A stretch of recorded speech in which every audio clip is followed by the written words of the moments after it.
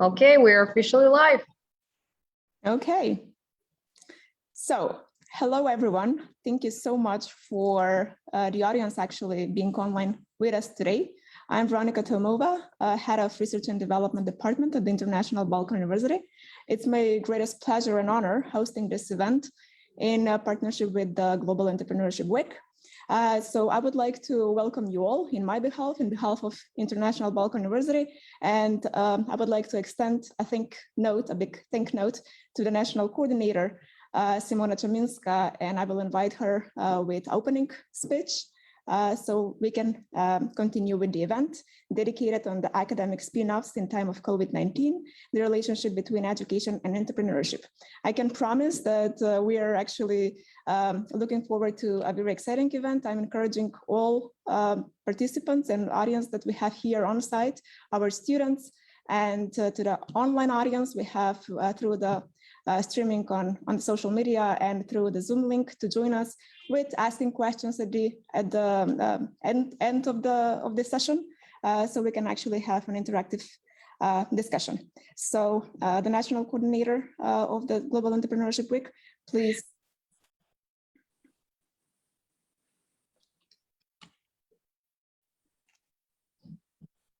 Dear partners of the Global Entrepreneurship Week North Macedonia and Global Entrepreneurship Week host, Startup Macedonia, dear guests. My name is Simona Chaminska, the National Coordinator of the Global Entrepreneurship Week North Macedonia initiative, founded by the Global Entrepreneurship Network. It is my great pleasure to give you this opening speech and announce the kickoff of your event as our partner organization, as well as to invite you and your audience to follow the content we prepared for you in our entrepreneurial agenda this year. The Global Entrepreneurship Network is the world's largest entrepreneurship network, operating programs in 180 countries worldwide that aim to make founding and leading business easy for everyone and everywhere.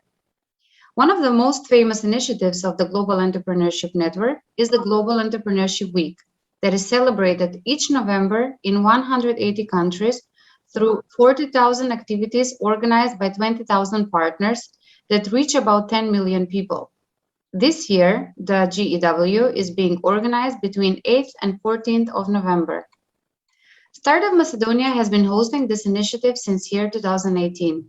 We started with only one event that rose to 14 in 2019 and to incredible 45 events in year 2020. This year, we have events organized by the academia, civic society, and the private sector of approximately 40 partners. In my humble opinion, such initiatives are uniting the ecosystem towards creation of new partnerships, finding new areas of cooperation, and promoting projects and activities led by partners that altogether harmonize the cooperation between relevant ecosystem stakeholders. These initiatives also position Macedonia in the global ecosystems map of fast-growing and developed ecosystems, pointing out the potential and opportunities for getting access to new market. Let me also thank you for your profound interest to participate in this initiative once more, and for your continuous efforts in supporting the growth and development of the Macedonian ecosystem. I sincerely hope that this year's offer will be of keen interest to you. With this, I announce the official opening of your event and the Global Entrepreneurship Week North Macedonia 2021. Thank you for your attention. Thank you, Simona. So today's topic that we chose for the Global Entrepreneurship Week, it's academic or university spin-offs, or else known as spin-outs, which are companies that are developed from university research and curriculum that are likely to remain unexploited otherwise. So today with me, I have two of the greatest experts in the field, I would say, Professor Howard Williamson, who is actually with us online from UK, and Professor on-site here, Emine Drizi. So in most countries, universities can claim actually intellectual property rights on startups developed in their laboratories, which is a trend that disputes the belief that entrepreneurs are born and not made. So Elon Musk used to say, I did not go to Harvard, but people that work for me did, which actually highlights the importance of education in starting businesses. So I would like, with having this said, to open the session with Professor Howard Williamson, who actually is a dear friend of mine and a mentor who I got the chance to work with as part of the European Forum Albach. So Professor Howard, please open this session with your opinion on the quote from Elon Musk. What would be your opinion? Well, I think it's a very interesting quote. I should say, Veronica, hello, thank you, and I mean also hello to you, and thank you for involving me. I would not claim to be a great expert in this area, but I would claim to have a long experience of trying to look at particularly the way young people engage with the labour market in different ways. And my interest in education for enterprise actually goes back 35 years to a time, this may surprise my friends in North Macedonia, in Skopje and beyond, that Margaret Thatcher in 1985 decided that all schools, not universities, but all schools should have education for enterprise education. But she had no trust in the Ministry of Education in London. So she gave the resources and the responsibility to the Minister for Trade, and because she trusted him. And so this came in like a bit of a Trojan horse into secondary education, 11 to 18-year-olds education. And what was interesting was that Margaret Thatcher's vision was startups and a nation of shopkeepers, a kind of, a small business development to really replace the decline of the big industries of coal and steel. And I speak to you from South Wales, where, we used to have 40 coal mines for 40,000 workers. And that had almost all disappeared in 1985. So it was kind of what was going to replace it. But what was paradoxical, perhaps, and this is really what Veronica wanted me to think about, was the crossover between enterprise and entrepreneurship and youth work and supporting young people to be more self-determining, more autonomous, more able to shape their own destinies, which might include setting up their own businesses or setting up their own NGOs. I mean, enterprise in a range of different kinds of ways.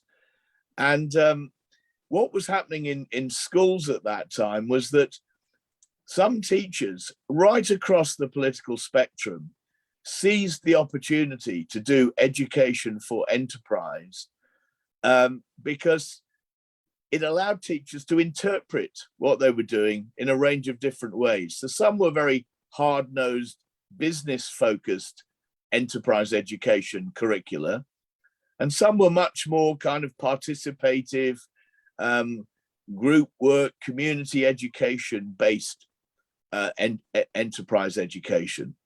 Now, let me just say three more very short things. One is that there is an argument that young people are no good at setting up their own businesses because they don't have the resilience and the experience to deal with the ups and downs. It's what I have sometimes called the fourth side of the triangle. And where people in business sometimes wonder what the hell I'm talking about, the fourth side of the triangle. Triangles have three sides. But usually people talk about the business plan, the business finance, and the business advisory support. And the fourth side of the triangle is the capacity to deal with good weeks and bad weeks, ups and downs. Income comes in. It doesn't mean that you're going to get the same income next week. And sometimes young people are not familiarized and socialized into that kind of resilience to deal with the lows as well as the highs.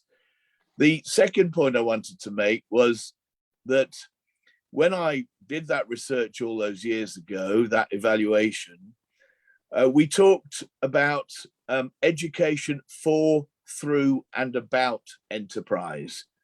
And we need to be thinking more broadly. My world of community work, youth work, and so on is often very hostile, sometimes dismissive of people who talk about entrepreneurship because they see that as being about business and competition and market share and all that stuff. I see a much closer connection between these two things that move from initiative and creativity into enterprise and entrepreneurship.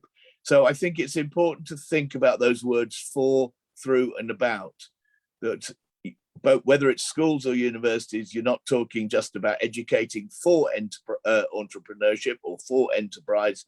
You can also educate through those experiences, teamwork, people doing projects together. It's a different kind of way of thinking about education. And my final point, my third point here, third concluding point, is that we're talking here about kind of post-COVID recovery.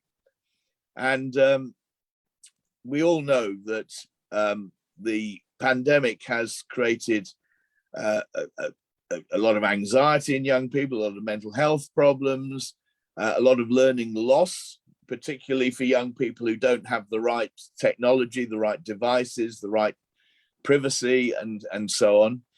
We do know that the pandemic has produced a small cohort of entrepreneurs, people who've been very, very entrepreneurial during that time, but that has not been the case for many young people.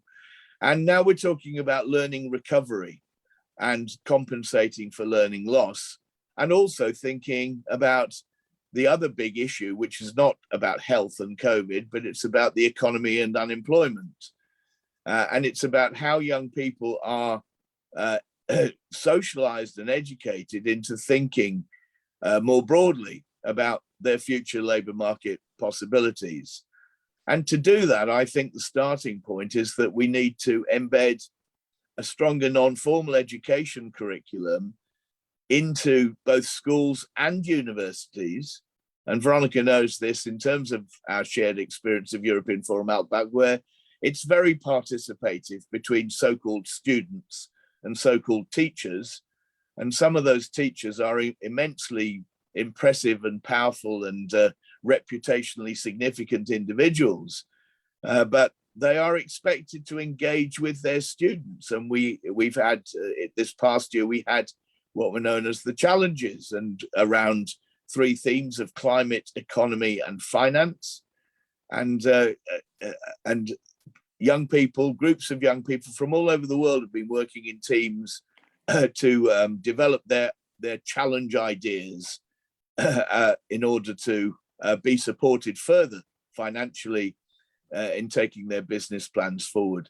But unless we embed non-formal education and learning within formal school curricula, and I don't know your North Macedonian school curricula, but in your part of the world, there is still a very classical form of didactic teaching and learning. And that really needs to move much more dramatically to an active form of learning where you get cross-curricular subjects which are captured by different kinds of group projects, by pupils and students who build their own confidence that they can do that again in the world of business, in the world of volunteering, in the world of the NGO sector, and indeed in wider society. So I'd stop there, I think. Thank you, Howard. I mean, actually, we jumped straight with your points just in the interest of time, because we are limited to 60 minutes only. But I would like to highlight your biography and say that Professor Howard Williamson is a professor of European youth policy at the University of South Wales in the United Kingdom. Previously, he worked at the University of Oxford, Cardiff, and Copenhagen, and has held visiting positions at universities and research institutions in Hong Kong, Malta, Croatia, China, France, Australia, and Iran. He has lectured and published widely on young people, youth policy, and youth work. He is qualified youth worker and ran a youth center for 25 years in parallel with his academic research. So you touched very interesting points, and something that actually made me think it's in direction of education and higher education curriculum is not always following and walking in line with the dynamics of the economy. So for example, traditional curriculums are involving economy, for instance, as a subject, but the world we live in, for example, has like many different dimensions of economy, such as circular economy, shared economy, crypto economics, token economics. So do you think that education still plays a crucial role in such a disruptive economy? Or for instance, the education, it's still necessary in shaping the mindset of students with directing them towards out-of-box thinking, towards risk undertaking, towards innovation. So what's your opinion in this regard? Well, I don't want to hog the time, and I'm sure Professor Enrique will want to say supportive and contradictory and competing things with me. I would say that I thought in the introduction, when Simona was speaking, I found it fascinating to hear about the ecosystem and even the use of that word ecosystem, because classically it's been the sort of log frame theory of change. You know, you invest something at the front and something comes out at the other end. Well, this is not the world that we occupy anymore. We occupy a very uncertain world where young people and older people need the resilience and the capacity to deal with risk. So, you know, you innovate and you fail, you innovate and you fail, you may then succeed. But we need an education system that equips young people with those kinds of things that the Council of Europe call competencies. And competencies is about knowledge, skills, attitudes, values, and critical understanding. It's those 5 things. It's classically, competencies used to be associated with skill alone. It's not just about skill, it's those 5 things. And of course, I am not arguing against didactic learning. There are some basic things that everybody needs to know, but we have to build on that, a different form of teaching and learning practice in universities and in schools. We don't want schools to do didactic learning and then people all leap into university level education and find themselves having to work in teams. They should be doing that from the age of 11, 12, 13 in small projects, small things that are manageable, realistic, exciting, challenging, and building young people's wider competencies. Thank you. And my last point, and I will step right there. I just want to mention that me and you had a tremendous opportunity to meet this summer at Albach, Austria. And we actually met after 2 years because of COVID, right? So we can actually we can all witness that COVID compromised a big part of education, which is on-site gatherings, conferences, seminars, workshops, case studies, all of that, internships. So do you think that the digital format of learning and lecturing that COVID imposed in a way with webinars can somehow compensate or still in a way help students equip themselves with the know-how and skills to become successful entrepreneurs? I think that the pandemic has provided an understanding of the massive positive influence of technology. I mean, we're all completely fatigued out with Zoom and Teams and everything else. We're all very tired of it. And I'm sure some of us, the last thing we want is to opt for another course online or something like that. We've had enough of it. But it is also a terrific opportunity for people to engage with webinars, to communicate with people in other parts of the world.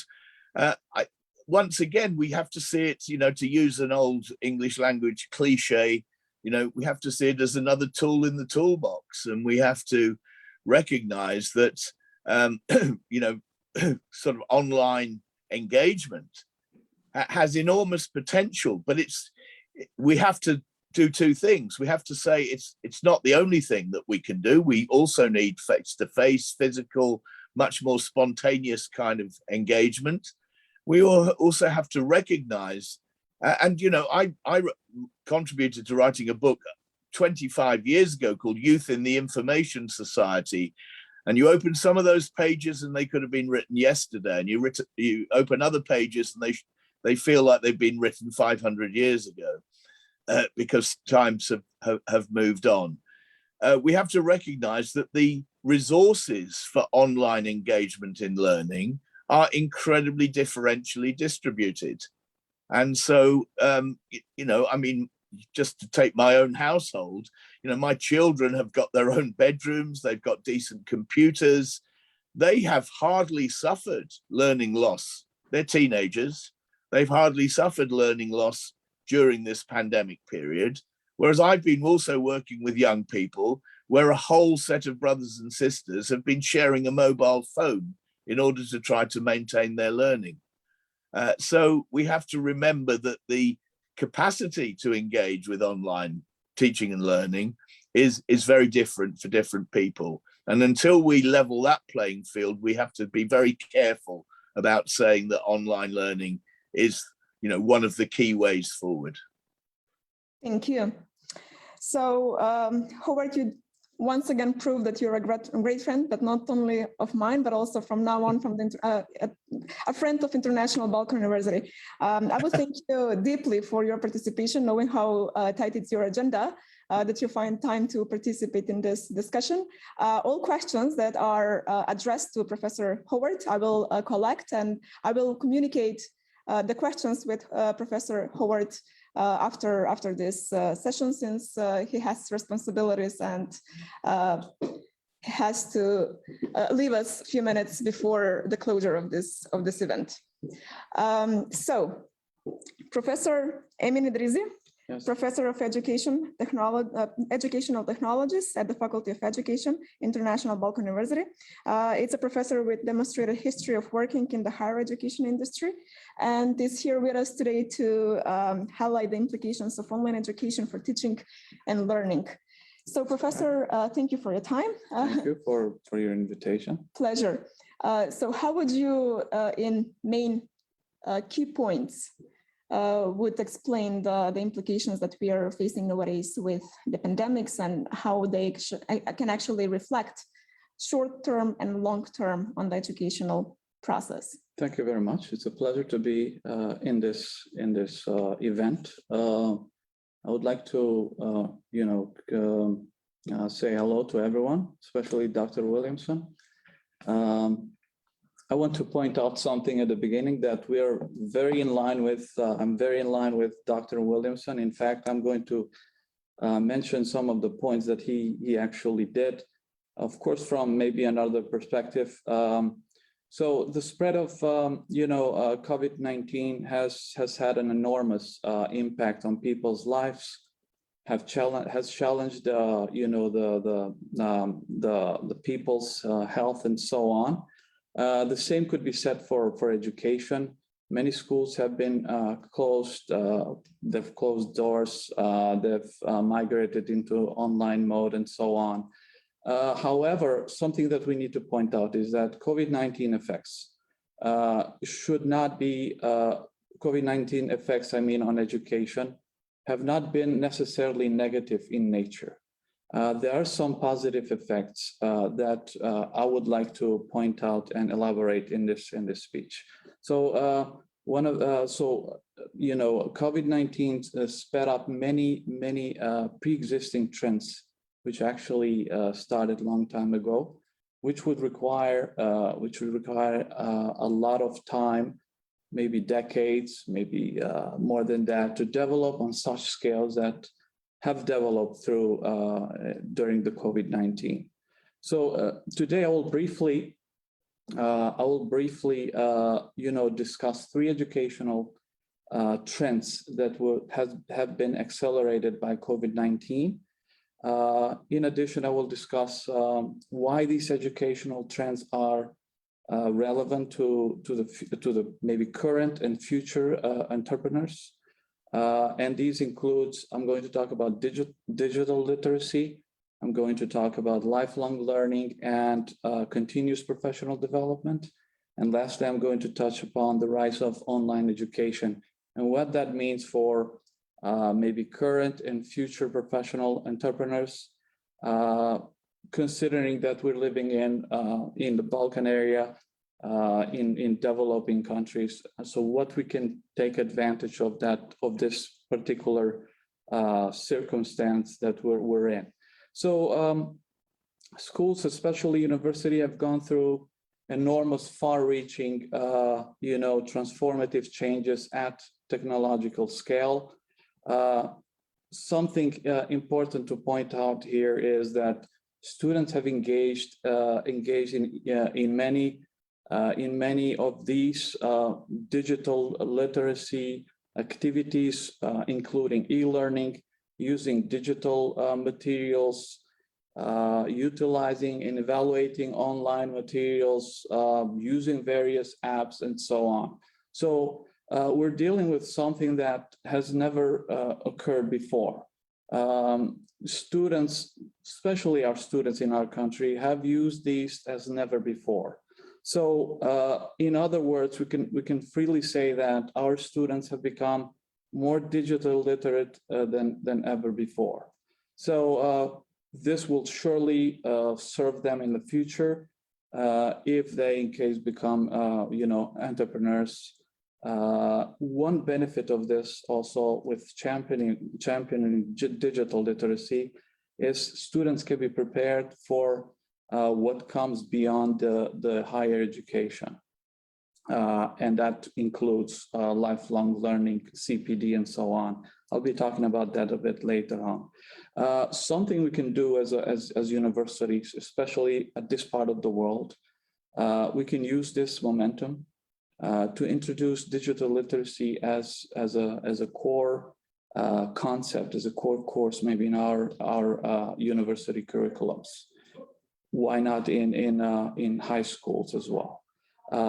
We should take this advantage and make sure that students are digital illiterate for a better future, so they could be in touch with the world, so they could be updated with the events and so on.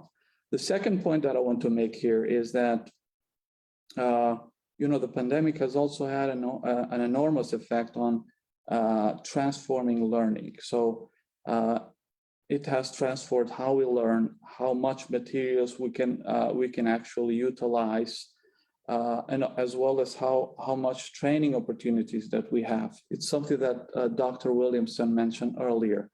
When it comes to digital learning materials, they have undergone tremendous growth, and this is something that we've never experienced before, and are poised to dramatically affect the way we learn, the way we, or the opportunity to have access to information and so on. Especially, again, I'm emphasizing this in developing countries where these materials used to be difficult to access.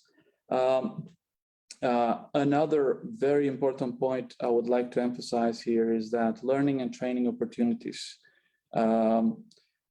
During the COVID pandemic, we've had, as professors as well as students, had a chance to get all the training we needed for the development of our students. I want to point out that maybe the best and maybe the most profound discovery of this pandemic are the online conferences and the online webinars.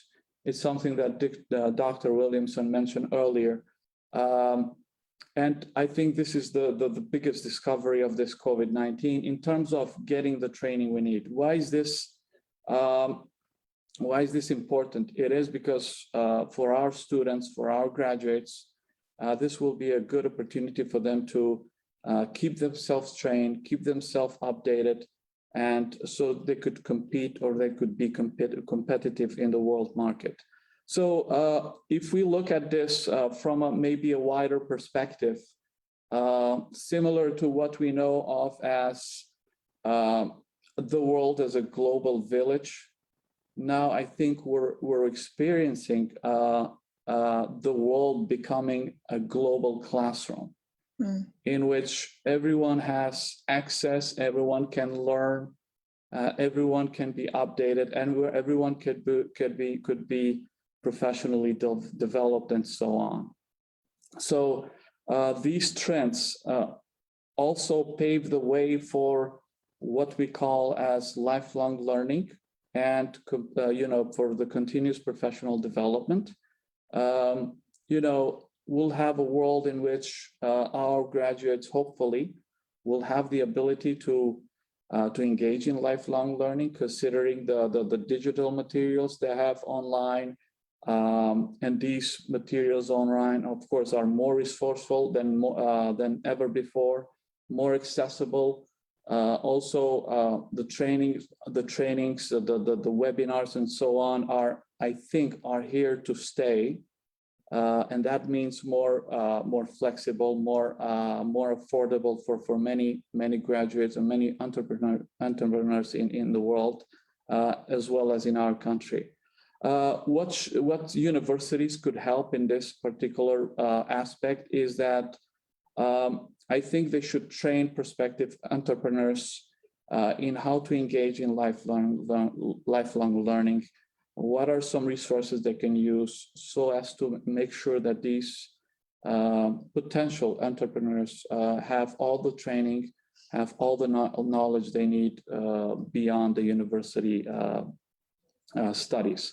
The last thing I want to discuss briefly is the online education. And I agree with Professor Williamson. We've had mixed feelings about online learning. And something that I usually point out is that maybe we had that negative feeling because of the stress of the pandemic, and that could play a role there. But in long-term perspective, is something that positive. I emphasize again, positive for many entrepreneurs around the world, especially in developing countries. So online learning has gained, an enormous momentum during COVID-19, and this has been due to forced shift, to the online mode. Something that I want to emphasize is that, according to some estimates, global educational technologies investments reached to about 18 billion in 2019. And the overall market for online education is projected to reach 350 billion by 2025. So these educational technologies will include educational apps, different educational apps, such as language apps, virtual tutoring, video conference tool, online learning software, and so on. And just imagine this enormous investment in educational technology gives you the feeling that it is here to stay. It is here to serve the world, and that's I think it's good news. And it's going to be interesting to see which of the aspects of online education will remain with us. Though I feel that online education is meant to stay, many of the aspects of online education. And that's, I think there are three reasons to believe in that. The first one is that, as I said earlier, advanced educational technologies are flourishing, are advancing at a high speed. One more thing is the emergence of 5G, and the problem with the internet, the connection problems, I think will soon be something of the past, and that's another very good reason to believe that online education will stay. A generation of young people who are accustomed to this mode of learning. That's another point we should make. There is more audience than we used to. So if we talk about the online education pre-COVID-19 and the online education after COVID-19, I think we're dealing with something much different, considering the enormous audience that could be available for online education. So how does this trend relate to what we're discussing here? I'm talking about the generation of young professionals and entrepreneurs. These development in formal education will certainly will be relevant to formal education as well. And we're witnessing a lot of, a lot of language schools, a lot of specialized academies flourishing during this time. I think this will be a trend to come as well. And this is some good news for local entrepreneurs who want to maybe, start up a business, a school, academy, and so on. So they could reach a wider audience, both in the country and outside the country.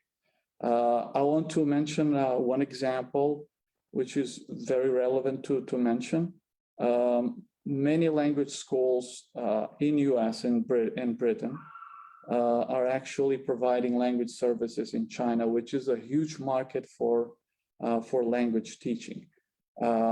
Some countries, some neighboring countries, for example, Serbia, has done that too. They're in trend. They're working on that direction, and I think there is a lot of opportunities there for young entrepreneurs, maybe from the sector of language more, but including IT sector as well, who can maybe join together and start up businesses like that, in which they would aim a wider audience. I think that there is room for that, and there are models that our entrepreneurs can follow and do. Definitely. So by saying that, by mentioning the lifelong learning, you just confirmed something that I have put it as a note here, that education isn't something that you can finish. Education is actually happening every day, and it's not only formal, but it's informal and takes many forms and ways. So Robert Kiyosaki, which is one of the authors that I follow, used to say that in a world of entrepreneurs, you don't need a diploma, you just need a proper education. And in the world that we live in, with still present COVID-19, actually the cost of education, it's basically it's for free. We can follow for free many webinars, many conferences that in physical presence actually used to cost a lot. Yes. So this is one of the opportunities, for example, to exchange knowledge and best practices, for example, with the University of South Wales. So here is how I can actually connect in a way what Professor Williamson said with changing the deductive way of lecturing with what Professor Idrisi used to say with globalizing the classroom, and the world actually turned to be one global classroom. Another quote that I have put it here in my notes, it's a saying from Benjamin Franklin, who actually once said that an investment in knowledge pays the best interest. And I cannot agree more with it. So no matter how dynamic is the world that we live in, still education plays a crucial role, not only in equipping the students with the necessary know-how and skills, but also changing and shaping the mindset. So actually makes them think in finding creative solutions, starting businesses, and finding gaps for starting new businesses. So more or less, those are the highlights that I have from these two expressions, and more or less are the comments that I'm receiving so far from the audience here.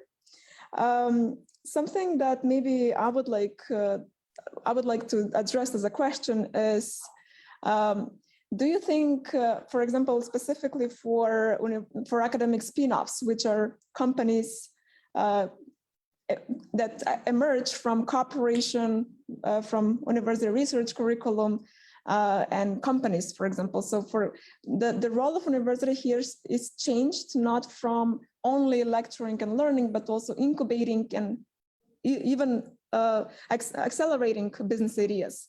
So the question is addressed to both of you. What is your opinion of the academia itself changing and changing its role and broadening the role, not only from teaching and lecturing, but like incubating and accelerating business ideas? Do you think the academia has the capacity to do that?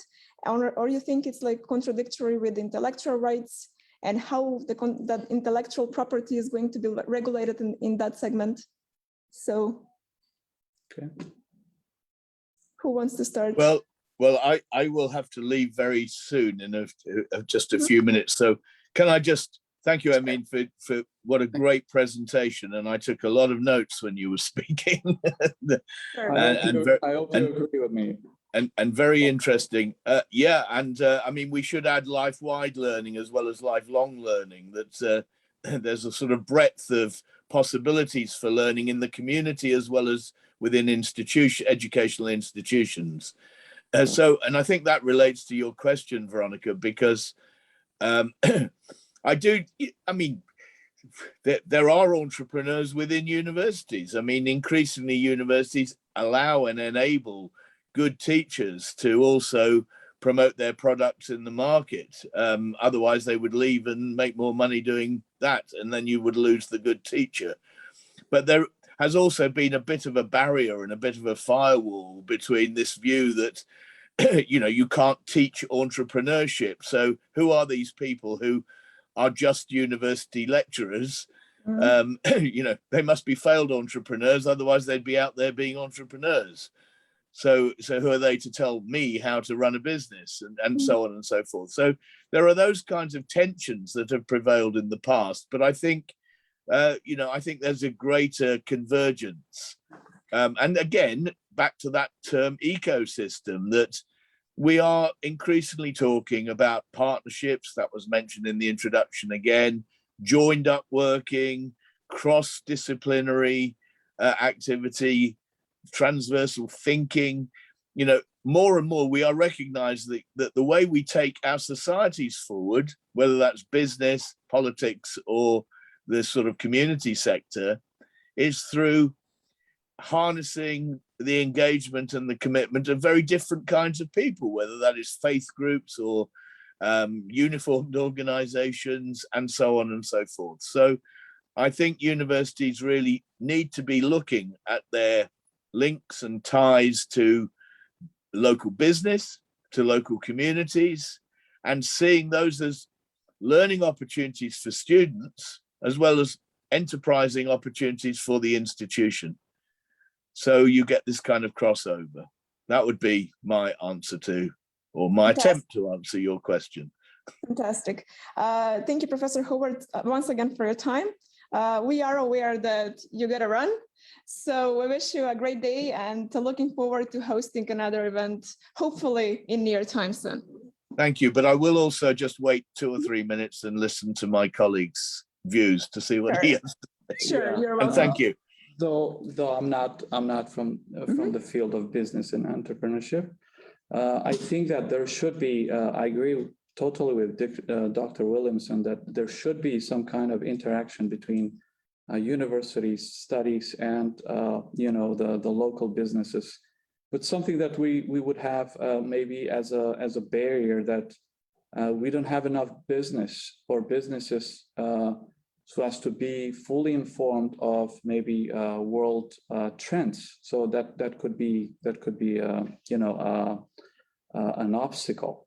But as I mentioned earlier, I mentioned the local, for example, the local English schools and the local academies that could be open for maybe a wider audience, is something that universities should maybe should point out, should research, and help local entrepreneurship to start as a business. But again, I'm mentioning it's a little room for universities, especially in this part of the world, in which businesses are not very developed, and there's a lot of limitation in terms of how much business we have, and how these businesses are valid for the rest of the world. Great, exactly. I tried my best to give maybe an answer which would an economist or someone from the the economy faculty would usually provide? Well, Yes. I would have a say another here in behalf of R&D department that I work for here at IBU. So my opinion is that academia should step out from the framework of teaching and lecturing and should Sure. actually challenge and get involved in many different spheres, because actually the best ideas, as you mentioned, we focus so much on the negativities that are imposed by the pandemics, but also there are positive insights, Positive. right? So actually the world has never been more globalized digitally, but still. And actually some of the greatest ideas, the practice have shown that emerge in times of crisis. Exactly. So sometimes Steve Jobs used to say people don't know what they want unless you show them. So for example, sometimes, I mean, that's my opinion, we should be put in a times of crisis to be faced with the need in order to create something and to make a great idea happen. So agree. yes, thank you for both of you for taking part of the session. It was my pleasure moderating the discussion. I actually envisioned this like a non-formal discussion where we can exchange opinions. So we hope it was interesting and of interest and benefit for the audience. We will continue here on site with the students we have and the questions they address to us, but we will actually have to say bye and to extend a thank note to all of you who participated and followed us on the social media and Zoom link, and hope to see you soon. We have to close it so another event can start. Thank you so much. Thank you very much. Thank you all. It was a pleasure hearing you. Thank you. Yes. Till next time. Till the next time, till the next year. Yes, that's true.